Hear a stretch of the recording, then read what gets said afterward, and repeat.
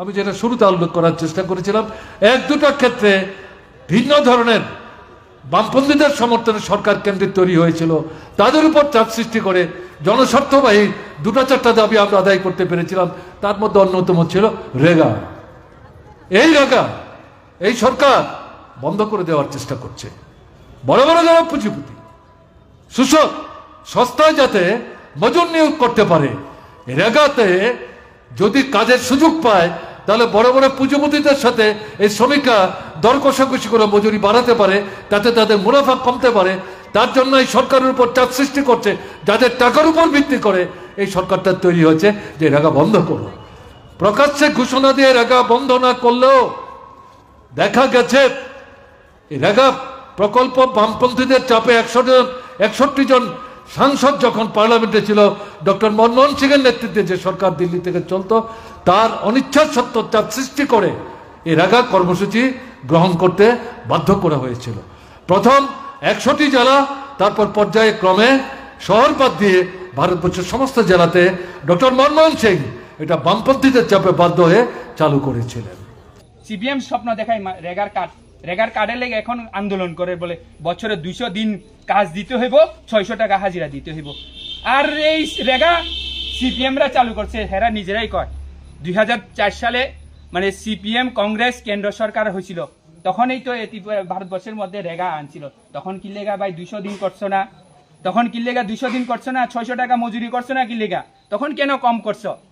তখন কি লেগা তোমরা যদি বাড়াই মানে 500 টাকা 600 টাকা করে দিত, আজকে বিজেপি সেই জায়গা মানে 100-200 হইলে বাড়াইতে হইতো। ভালো লাগতো না? ভালো লাগতো বাধ্য। তো তোমরা তো বাড়াই না, এখন ক্ষমতা নাই, এখন কইতাছে উল্টা মানুষের উস্কাই দিতে আছে।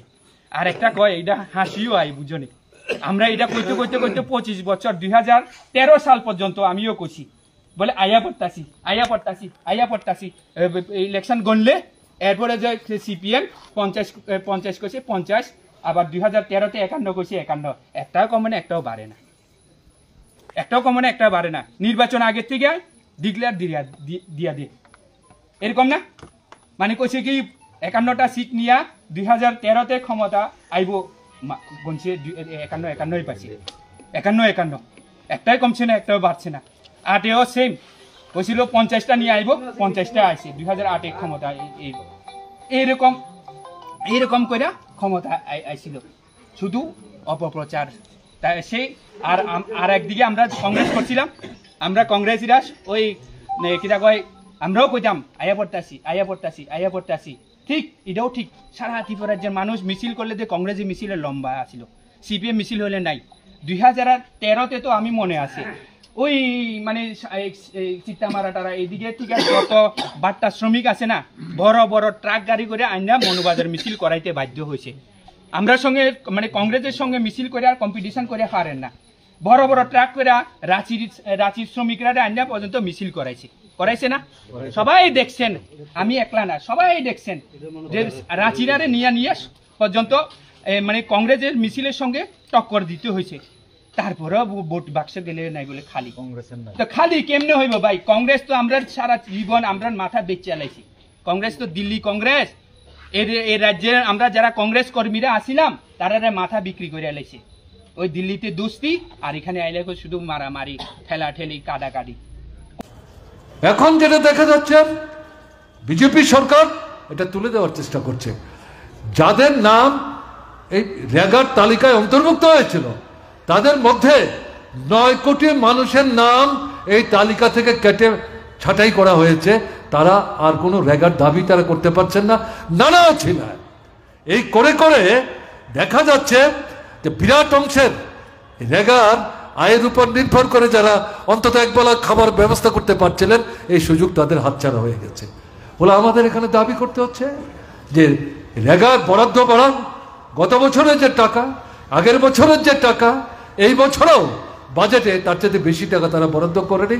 একটু এদিক সেদিক বাড়ালেও আমি যে কথা বলছিলাম টাকার দাম যেভাবে কমে গেছে, এটা প্রকৃত অর্থে গত বছর এবং তার আগের বছরের চাইতে কম টাকা। এবং এখানে দাবি সেটা হচ্ছে শুধু গ্রাম না, শহরেও নগরেও রেগার আদরে গরিব শ্রমজীবী অংশের মানুষ যাতে একটা স্থায়ী আয় উপার্জনের ব্যবস্থা তাদের হয়, তার জন্য সেখানে এই প্রকল্প চালু করতে হবে। ত্রিপুরা আমরা চালু করেছিলাম 12 রেগার কাজ ত্রিপুরাতে আমরা গড়ে 85 থেকে 94 দিন করেছি, কোনো কোনো বছর 100 দিনের উপরে গেছে। ব্যতিক্রম ট্রাইবেল এলাকাতে 114, 20, 24 দিন পর্যন্ত আমরা করেছি। এবং 12 কাজ আমরা 75 দিন করেছিলাম, 65 দিয়ে শুরু করেছিলাম। কেন্দ্র সাহায্য করবে না পরিষ্কার বলে দিয়েছে। রাজ্য সরকার তার ক্ষুদ্র যে বাজেট তার সামর্থ্যের উপর ভিত্তি করে 65 দিয়ে শুরু করেছিলাম, 75 দিন তুলেছিলাম। মজুরি রেগার মতোই সমান মজুরি আমরা দিতাম এবং গড়ে গিয়ে 60 থেকে 70 দিন বামফ্রন্ট সরকার যতদিন ত্রিপুরায় ছিল নগরে এই কর্মসূচি প্রতিফলিত হয়েছে। ভারতবর্ষের আর কোথাও নাই। এখন ত্রিপুরায় রেগা 30 দিন 32 দিন, আর 12 এটা 14-15 দিনের বেশি না। কাজ করলে পর সেখানে 2 মাস 3 মাস 4 মাস তারা মজুরি পান না। পূজার সময় যারা কাজ করেন, পূজার পরে 5 মাস 6 মাস যাওয়ার পরও তারা টাকা পান না। কাজে আমি যে আমাদের দেশের অবস্থার কথা এখানে উল্লেখ করছিলাম, এদেরকে যদি অবস্থা থেকে বের করে আনতে হয়, গ্রামে শহরে এই ন্যূনতম রেগার মজুরি তো বিরাট কিছু না। এবং এরই আদলের নগরগুলিতে যদি এই কর্মসূচি সেখানে বাস্তবায়নের জন্য নূতন প্রকল্প হাতে নেয়, তাতে কয়েক হাজার কোটি টাকা সরকারের খরচ হবে। কিন্তু দেশের 140-42 কোটি মানুষের মধ্যে প্রায় 85 থেকে 90 কোটি মানুষ, তাদের ন্যূনতম একটা আয়ের নিশ্চিত ব্যবস্থা হবে। এটা যদি সরকার না করে তাহলে পরে এটা কিসের সরকার, কাদের সরকার? অথচ এই গরিব নিম্নবিত্ত মানুষ তাদেরকে ভোটের সময় মোহগ্রস্ত করে, বিভ্রান্ত করে, বিপদগামী করে তাদের ভোট নিয়ে তারা সরকার তৈরি করে। কাজে